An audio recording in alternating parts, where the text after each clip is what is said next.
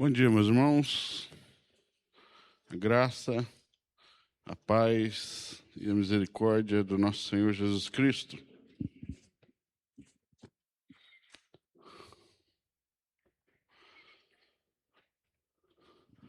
Meus irmãos, quero compartilhar com vocês hoje uma reflexão a respeito do arrependimento. Vez ou outra é sempre bom a gente voltar a falar daquelas nossas doutrinas mais fundamentais, daqueles temas e assuntos que são dos mais preciosos para a nossa fé, para a compreensão do Evangelho, da natureza da salvação. E o arrependimento é um desses assuntos. O arrependimento, ele é um dos elementos fundamentais da salvação, junto com a fé. Ele forma o que nós chamamos de conversão. A conversão do homem é o exercício da fé em arrependimento. Então, compreender bem, biblicamente, na verdade do Evangelho, a natureza do arrependimento é fundamental para compreendermos a nossa própria conversão, a natureza dela, e isso também vai irradiar para outras áreas, como a própria área de missões, né? Que se desejamos que as pessoas venham a se arrepender, temos que compreender bem o que é o arrependimento também. Eu quero compartilhar 6 elementos do arrependimento. Eu preferi falar dessa maneira como se o arrependimento fosse um composto, fosse um remédio, né? E nesse remédio fosse feito de 6 elementos, né, que são misturados para formar um remédio. A avó Mariana, a antiga avó Mariana, né, a nossa já falecida, já está com Cristo, a Mariana Mendes, sempre que eu gripava, ela me dava uma garrafada. Ela fazia um xarope lá nas receitas antigas dela lá, de não sei quantos milênios, né, que passava lá de mãe para filha, misturava algumas ervas, algumas coisas lá, e ela fazia um xaropão e me dava uma garrafa daquilo. Ela chamava de garrafada, e era realmente excelente. E a única coisa que eu identificava naquilo tudo lá, era um xarope mesmo, grosso, assim, era canela. Eu sei que é canela, porque a canela é inconfundível o cheirinho, né? Canela e mel eu tenho certeza que ia. Mas ela falava que era muita coisa. Eu perguntava para ela, o que vai? Ela, é muita coisa, é muita coisa. Ela nunca me ensinou a fazer. E assim também é o arrependimento. O arrependimento não é que ele é realmente várias coisas que se somam, mas na nossa mente, para a gente organizar melhor as ideias, a gente fala como se fossem componentes, né? Mas são aspectos do arrependimento que a gente organiza dessa maneira para a nossa compreensão ser facilitada.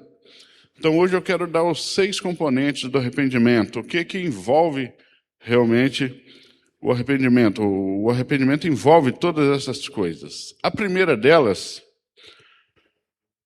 para que o arrependimento seja bíblico, seja verdadeiro, né? O arrependimento para a conversão, o arrependimento que realmente é agradável a Deus, o primeiro elemento é a percepção do pecado. A consciência do pecado ou a percepção do pecado.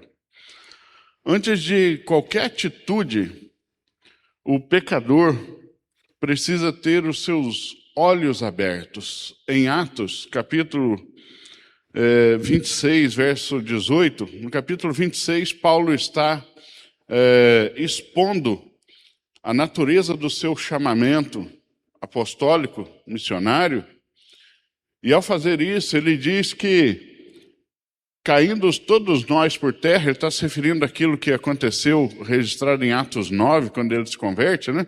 Ele está relatando aqui.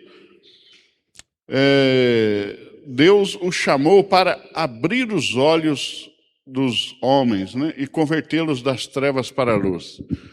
A primeira coisa que o arrependimento precisa ter é essa percepção do pecado, esse abrir de olhos. Os olhos são abertos para a realidade do pecado.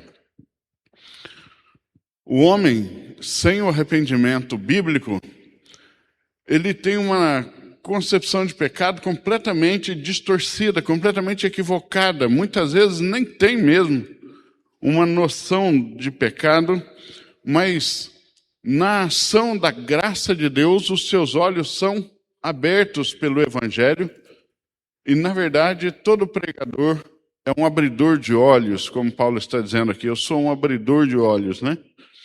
O Evangelho é o grande abridor de olhos que abre os olhos, escancara, dá uma consciência do atual estado do homem, do atual estado da alma, dá uma consciência do pecado. O homem precisa, à semelhança do que aconteceu com o filho pródigo. A Bíblia chama essa percepção de si mesmo, da situação de pecado e de destituído da glória de Deus, de morto na relação com Deus, a Bíblia chama de abrir os olhos, mas no texto do Lucas, capítulo 15, do filho pródigo, isso é chamado de cair em si. Em Lucas 15, 17, quando diz que aquele jovem, quando ele percebeu o seu pecado e a sua condição, a Escritura diz que ele, então, caindo em si, disse.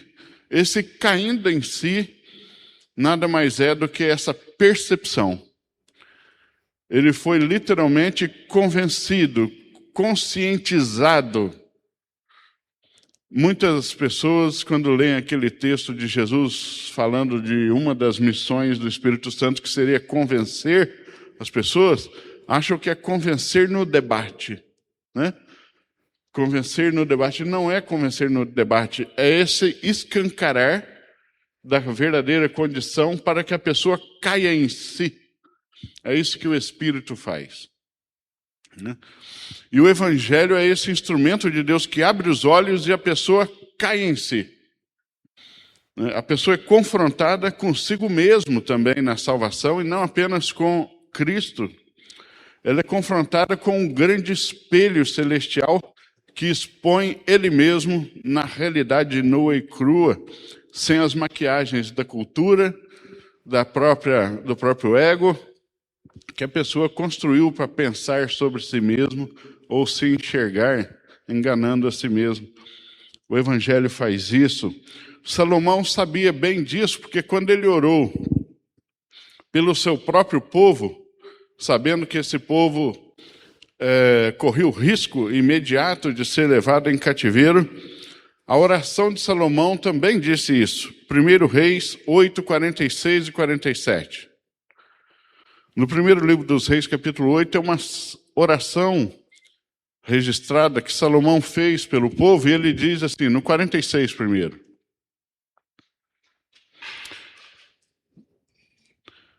quando pecarem contra ti, Senhor, pois não há ninguém que não peque, e aqui nós temos a doutrina do pecado universal, né? Não há quem não peque, e tu te indignares contra eles e os entregares às mãos do inimigo, a fim de que os leve cativos à terra inimiga, longe ou perto daqui. E se na terra aonde forem levados cativos, caírem em si e se converterem. Esse cair em si, exatamente como o filho pródigo. Às vezes é longe, às vezes é lá na terra do cativeiro que as pessoas caem em si. Tentar poupar as pessoas de todo tipo de cativeiro, muitas vezes é negar a eles a possibilidade de cair em si e perceberem-se diante do Evangelho e da graça de Deus. Mas esse cair em si é essa percepção do pecado. Ela é necessária. Quem não caiu em si ainda e não se percebeu nessa condição de cativo, nessa condição de pródigo, nessa condição de olhos fechados, né, que acabaram de ser abertos, não pode se arrepender biblicamente. É necessário esse elemento. É necessário reconhecer a praga que consome o nosso coração e a nossa alma. A primeira coisa criada por Deus foi o quê? Foi a luz. A luz foi a primeira coisa criada, né? E, da mesma maneira, na nova criatura, no nascer de novo, a primeira coisa que irradia é luz. E a luz escancara tudo. Esse escancarar de toda a sujeira, esse iluminar da alma, que expõe a verdade que estava quietinha no escuro, nas sombras, é a primeira coisa também que acontece ali. A ignorância e o amor próprio desequilibrado vendam os olhos das pessoas, enquanto o evangelho lhes abre os olhos. O pecado faz com que as pessoas... vocês já viram falcoeiro? Um falcoeiro, aquelas pessoas que têm o hobby ou a profissão de educar e treinar falcões. Já viram? Eles têm uma luva comprida de couro, onde pousa o falcão, né? Eles têm que usar pela proteção das garras. E o falcão, ele é mantido o tempo todo com um capuz, também feito de couro, que tapa os olhos do falcão. E enquanto o falcão está com os olhos tapados, ele simplesmente não voa. Ele não sai daqui. Ele não consegue sair do braço do falcoeiro, porque ele não sabe para onde ir, nem se pode ir, nem se vai bater em alguma coisa. Então, sempre que o falcão está com os olhos tapados, o falcoeiro leva ele para onde quiser. Mas quando ele chega na área de caça ou da exibição que ele vai fazer, ele tira a venda do falcão, e o falcão, então, agora enxergando, obedece aos seus comandos e voa, volta, faz o que é da sua natureza fazer sobre o treinamento do falcoeiro. O pecado faz exatamente isso. O pecado cega os homens, os paralisa, e assim ele os conduz para o inferno, e eles vão tão quietos quanto um falcão no braço de um falcoeiro. Então, o primeiro elemento do arrependimento é a percepção de pecado, que só o Evangelho pode operar, que só o Espírito Santo pode operar no homem, a pregação do Evangelho. O segundo elemento do arrependimento é o que vem em seguida, é a tristeza pelo pecado. Eu já peguei algumas vezes especificamente sobre essa tristeza do pecado. No Salmo 38, 18, o salmista disse assim: confesso a minha iniquidade, suporto tristeza por causa do meu pecado. O arrependimento verdadeiro sempre vem com tristeza pelo pecado. Uma vez que os olhos são abertos, uma vez que nós percebemos o pecado, que percebemos nossa condição, imediatamente o que surge no coração do arrependido é tristeza. Essa tristeza é inevitável àquele que se arrepende verdadeiramente. Essa tristeza não é uma tristeza superficial, como apenas lamento ou um desconforto. Não, ela é uma agonia da alma, literalmente. Na Escritura, essa tristeza recebe vários nomes, assim como a percepção de pecado, né? Na Escritura, ela é chamada de quebrantamento do coração, como o Davi, no Salmo 51, verso 17, disse. Salmo 51, 17. Sacrifício agradável a Deus é o espírito quebrantado, um coração quebrantado e contrito não desprezarás, ó Deus. É outro nome para essa tristeza do coração, esse coração quebrantado. Ela é como se o coração estivesse sendo rasgado, é outra expressão que a Escritura usa em Joel 2,13. Joel diz, rasgai o coração, né, diante da situação que se encontravam. Joel 2,13. Rasguem o coração e não suas roupas, convertam-se ao Senhor. Ele está chamando os homens a se arrependerem. Então ele está dizendo, vocês precisam ter o coração como se estivesse sendo dilacerado, rasgado, rompido. Essa é a tristeza pelo pecado. É a tristeza. Expressões externas dessa tristeza são encontradas na Bíblia também com expressões, né? Porque ninguém veria um coração rasgado, um coração contrito, ninguém vê, só Deus. Mas a Bíblia também traz expressões externas que não são uma regra, mas que mostram a profundidade dessa tristeza, como Jeremias 31:19. Jeremias chama isso de bater no peito, né? Bater no peito. Na verdade, depois que eu me afastei, eu me arrependi. Depois que fui instruído, bati no peito. Não é fazer assim, ó, tamo junto, não. É aquele bater no peito como se você estivesse dizendo, fui eu, fui eu, fui eu. É esse bater no peito. O mesmo bater no peito que o publicano da parábola de Jesus, quando comparou um fariseu e um publicano que subiram para orar. O fariseu se gabava, dizendo, Senhor, eu não tenho pecado, eu não sou como aquele publicano ali, ó, né? E o publicano batia no peito, dizendo, pequei. Lucas 18, verso 13.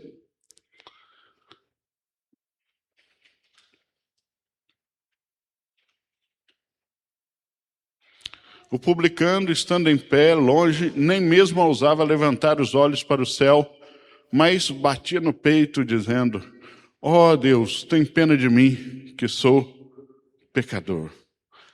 Essas expressões, né?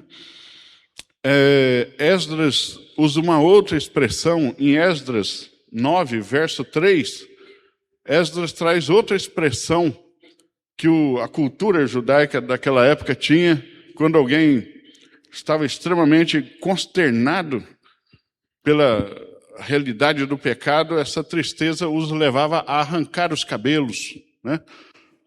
Ouvi isso, rasguei as minhas roupas e o meu manto, e arranquei os cabelos da cabeça e da barba, e me sentei perplexo.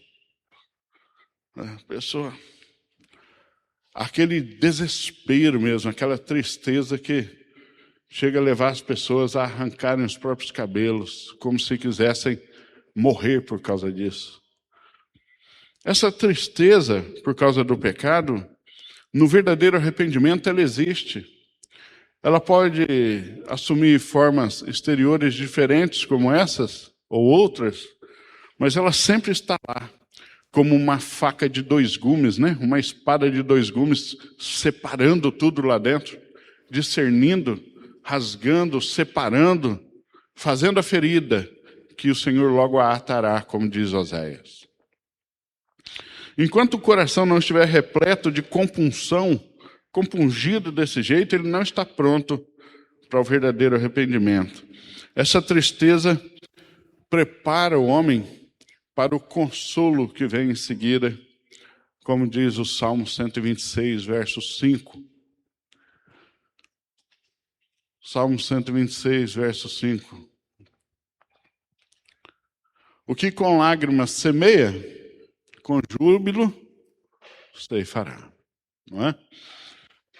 Essa tristeza, essa tristeza pelo pecado no arrependimento é como se você estivesse semeando algo que será colhido com júbilo logo em seguida.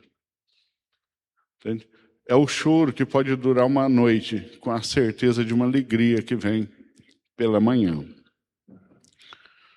Mas o arrependimento também segue, ele é composto não apenas dessa percepção e dessa tristeza, porque se parasse aqui, se fosse apenas esses dois elementos, o arrependimento seria uma das piores coisas que existe, né? Apenas nos convence e nos entristece, sem produzir mais nada. Mas ele segue e ele envolve também a confissão desse pecado. Ele convence, ele gera essa tristeza santa, tristeza segundo Deus, mas ele também envolve a confissão do pecado. A confissão também compõe, né, esse verdadeiro arrependimento. E essa confissão, quando ela é para o verdadeiro arrependimento, a confissão bíblica, ela é sempre autoacusadora. Não é a confissão que acusa o outro, ela é autoacusadora. Sempre acusa a si, o pecador arrependido, e não o outro. Ele não terceiriza, ele não busca em outros causas ou efeitos do seu pecado. É como em 2 Samuel 24:17, é assim que o homem de Deus diz quando confessa seus pecados. 2 Samuel 24:17. Ao ver o anjo que feriu o povo, Davi falou ao Senhor e disse: eu é que pequei, eu é que fiz essa perversidade. Mas essas ovelhas o que fizeram? É assim que é a confissão de um homem segundo o coração de Deus. Eu é que pequei. A confissão bíblica, ela é sempre autoacusadora. Não é aquela confissão que você confessa o pecado do cônjuge. Não, eu estou assim mesmo, mas é também porque o fulano, é assim porque é o ciclano, é assim porque ela, é assim porque ele, né? Não, a confissão é sempre autoacusadora. Ah, se a gente conseguisse sempre se antecipar a Satanás nessa tarefa, né? Porque o profissional mais bem-sucedido em acusar é o grande acusador. É Satanás. Mas o homem de Deus se antecipa a Satanás. Quando Satanás chega para acusar um filho de Deus, Deus diz: você está atrasado. Ele já se acusou. Ele acusou a si mesmo. Você não tem nenhum papel aqui. Ele já confessou. Mas quando os homens não se confessam, acha alguém que confessa por eles. Porque Satanás nunca se autoacusa, mas acusa todos os outros. Todos os outros. Ah, se a gente pudesse se antecipar sempre nessa tarefa, né? Para ser genuína e aceita por Deus, uma confissão de pecados precisa de algumas coisas. Primeiro, precisa ser espontânea.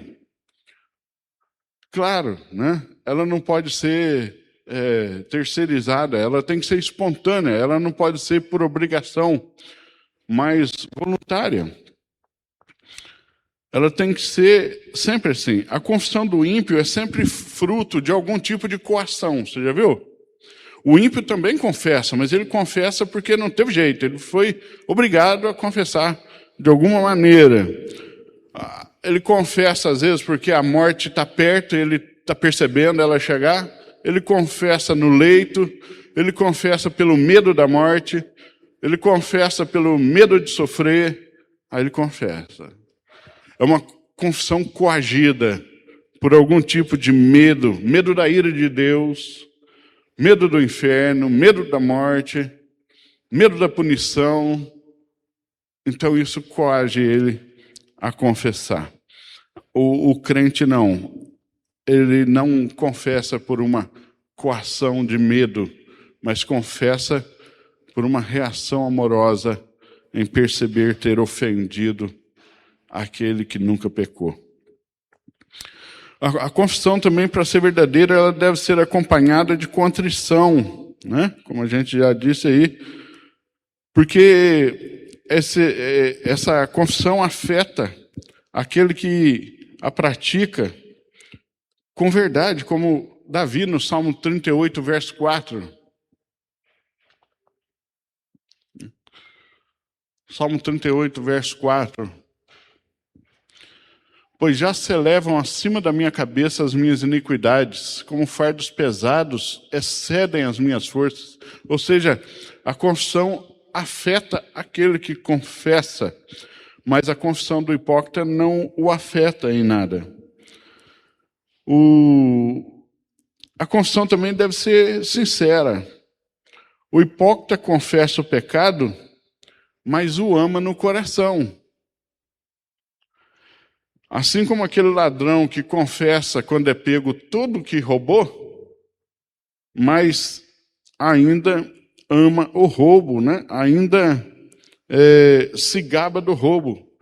Você já viu? Há muito vídeo assim, às vezes na internet, de um ladrão dando entrevista quando foi preso, e o ladrão fala, eu peguei, sim, eu peguei, e ele se gaba, né? Ou seja, ele confessa, mas ama o que está confessando. Ele admite, mas ama o que está admitindo, né? Ele se orgulha do sucesso que teve, dos bens que conseguiu pegar. E o cristão não é assim. O coração do cristão, ele anda em harmonia. O coração está sempre em harmonia com a língua. Se ele confessa o pecado, ele realmente se entristece por causa do pecado. Ele não ama esse pecado. Ele é sincero. A confissão também não pode generalizar o pecado. O cristão não confessa pecados se escondendo no meio da multidão, né? Não, Deus, eu fiz, eu sou, mas todo mundo todo mundo faz. Ele generaliza o pecado e ele se esconde na multidão, né? Ele se esconde na multidão para confessar o pecado de lá. E talvez Deus dizer, alguém confessou, mas quem? Ele fala, não sei, a responsabilidade é toda nossa. Né? Ele não generaliza o pecado. O cristão não confessa pecado se escondendo na multidão, como se sua responsabilidade fosse dividida ou compartilhada, como se ele fosse vítima dos pecados sociais e alheios. Né? Não, eu roubo, mas eu sou fruto da sociedade.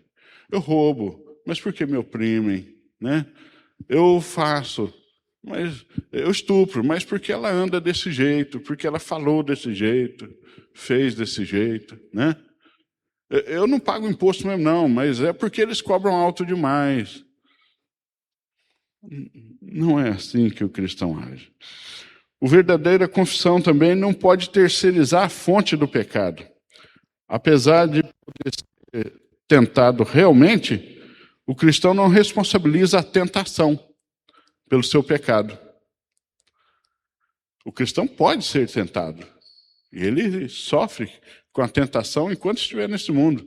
Mas ele nunca responsabiliza a tentação pelo seu pecado. A culpa não é da tentação, a culpa é dele. A culpa é minha. Né? Ele responsabiliza sempre o seu próprio coração, que é corrupto.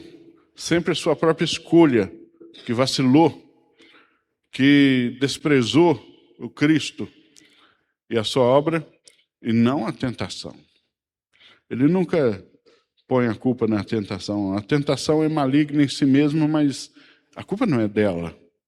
Né? A culpa não foi da fruta, quando Eva comeu do fruto da árvore. A culpa nunca foi das tentações. As tentações têm a sua culpa, não a nossa. Não é? A tentação tem a culpa dela. Aquele que tenta tem a sua culpa. Aquele que cai na tentação tem a sua. Mas o arrependimento também, além da percepção, da tristeza e da confissão, ele tem a vergonha pelo pecado. Em Ezequiel 43:10, aliás, eu preguei uma mensagem também só sobre a vergonha do pecado. Já aqui, acho que 2025. Filho do homem, mostre à casa de Israel este templo, para que eles se envergonhem de suas iniquidades. A vergonha pelo pecado vem em seguida, né? Vem junto. Nós devemos nos envergonhar das nossas iniquidades. Quando o coração se escurece por causa do pecado, a graça faz o rosto ficar vermelho. A graça sempre faz isso, né? Como está em Esdras 9:6, lá. O filho pródigo ficou tão envergonhado de seus pecados que ele se considerava indigno de voltar para casa na mesma condição de filho. Ele disse, vou voltar, mas vou voltar como empregado. Eu não sou digno nem de ser filho mais. O pecado traz vergonha. Vergonha do pecado, né? Nos envergonhamos porque nossos pecados são piores do que os pecados dos ímpios. O pecado cometido por um crente é muito pior do que o pecado de um ímpio, mesmo sendo o mesmo pecado. Você sabia disso? O pecado que você comete, mesmo sendo o mesmo pecado de um ímpio, o seu é milhares de vezes pior do que o dele. Porque você peca contra a luz que já recebeu. Ele peca na escuridão da ignorância do Evangelho. Você peca sob a luz do Evangelho. O seu pecado e o meu pecado, quando pecamos, é pior do que o do ímpio. Muito pior, né? Então isso nos envergonha. Muito, né? Tem gente que prefere ter vergonha do Evangelho, né? Prefere ter vergonha de Cristo. Vergonha das verdades do Evangelho. Vergonha de dizer, sou submissa ao meu marido. Vergonha de dizer, minha esposa é submissa a mim. Temos vergonha de assumir posturas bíblicas num mundo que exige que nos assemelhemos a Ele e não a Cristo. Mas não é assim que o arrependimento provoca o coração do crente. O arrependimento também traz uma aversão ao pecado. Não apenas uma tristeza por ele ou uma vergonha dele, mas um nojo. Também já preguei uma mensagem sobre o nojo aqui, né? Do pecado. Uma aversão ao pecado. Em Ezequiel 36:31, nós temos isso. Então vocês se lembrarão dos seus maus caminhos e de suas ações que não foram boas, e terão nojo de vocês mesmos por causa das suas iniquidades. O cristão, ele tem uma aversão pelo pecado, ele detesta o pecado. Essa aversão ao pecado é abrangente no cristão arrependido. Ela envolve não somente um contraponto intelectual, dizendo, não, o pecado é ruim, como se fosse só uma compreensão, mas o coração e os afetos ainda são atraídos pelo pecado, não.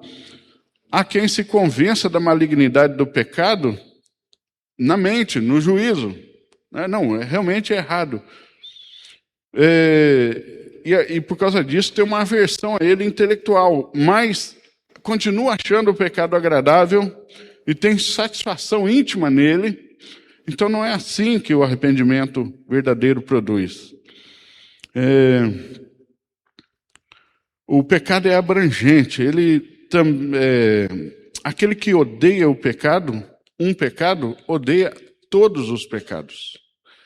Ele não seleciona. Aquele que foi ferido pelo pecado, os seus olhos foram abertos e ele se entristeceu por causa disso e se arrependeu, ele não seleciona os pecados que odeia e aqueles que não odeia. Ele simplesmente os odeia totalmente, né? Os hipócritas e os ímpios odeiam apenas os pecados que os expõem, que mancham a sua reputação, que os trazem consequências financeiras, sociais. Mas aqueles pecados que não provocam essas coisas, ou que eles acreditam que não provoca, ele não os odeia, ele seleciona os pecados para odiar. Os verdadeiros cristãos, não. Eles odeiam todos os pecados, até os que produzem algum tipo de aparente vantagem ou satisfação momentânea, ele os odeia. Todos. O arrependimento provoca isso nele. E por fim, o converter-se do pecado. O arrependimento também envolve isso, né? Esse converter-se é chamado na Bíblia de abandonar o pecado, de deixar o pecado, como Isaías 55:7, né? Deixe o seu mau caminho e torne-se para Deus. Que o ímpio abandone o seu mau caminho e o homem mau os seus pensamentos. Converta-se ao Senhor, que se compadecerá dele. É chamado também de lançar o pecado para longe. Jó 11:14. Jogar para longe o pecado é uma figura de linguagem. Jó 11:14.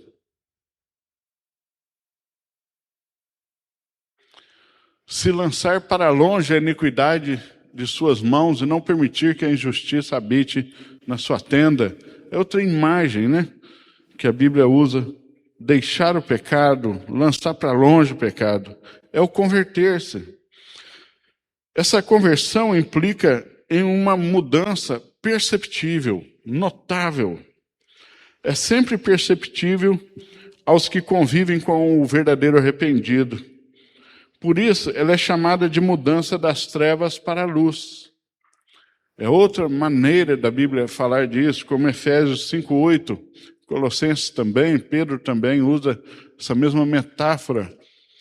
Porque no passado vocês eram trevas, mas agora são luz no Senhor. O arrependimento transformou o maior perseguidor da igreja em um maior pregador da igreja.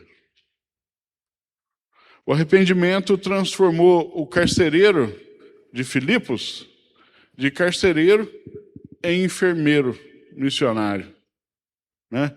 Aquele que prendia os apóstolos, agora lhes alimentava e cuidava das feridas enquanto era batizado. O arrependimento sempre transforma as pessoas, transforma a natureza das pessoas. Todavia, pecados podem ser restringidos, né? Pessoas podem deixar alguns pecados por motivos pessoais ou temporais. Alguém pode deixar de fumar porque o médico disse que senão ele morre. É um motivo temporal para abandonar um pecado, né? Alguém pode deixar de praticar certos pecados porque motivos desse mundo e dessa vida lhe forçaram. Mas o cristão deixa o pecado por razões espirituais, especialmente uma. Porque o pecado ofende aquele que nos amou primeiro. Nós abandonamos o pecado não porque o pecado nos traz desvantagens, nos expõe, nos fere, mas porque ele ofende a honra e a glória daquele que nos amou primeiro, daquele que nos salvou. O cristão deixa o pecado porque não quer ofender a Deus. Ele não quer alimentar a ofensa contra Deus. Então, a Bíblia chama isso de verdadeira conversão. Então, o arrependimento não é uma simples tristeza, um simples remorso. Ele envolve todas essas coisas, uma autopercepção, ele envolve uma tristeza profunda, uma confissão desse pecado, uma vergonha por esse estado de pecado, uma aversão, um nojo santo do pecado e uma conversão do pecado. É isso que é arrependimento, segundo a Bíblia, e não meramente um mero desconforto por causa das consequências do pecado, né? Que Deus nos abençoe. Que você pense nisso, reflita e suplique a Deus sempre para que esse arrependimento tenha seus efeitos sempre ativos no seu coração, na sua mente, na sua alma, e que nunca nos esqueçamos da graça de Deus que abriu os nossos olhos e nos conduziu das trevas para a luz. Vamos orar? Senhor, muito obrigado, Deus, por esse tempo juntos aqui, até agora. por esses vários textos que nós lemos ou citamos, pelas verdades que eles nos expõem, nos ensinam sobre o verdadeiro arrependimento. E suplicamos a Deus, antes de qualquer outra coisa, que o Senhor seja glorificado com essa reflexão e que a igreja seja edificada, que nosso arrependimento seja real, genuíno, satisfatório ao Senhor e edificante para a igreja. Em nome de Jesus, continua operando esta obra maravilhosa em outros e em nós, para que o Senhor cresça e nós diminuamos. É a nossa oração em nome do Messias Jesus. Amém.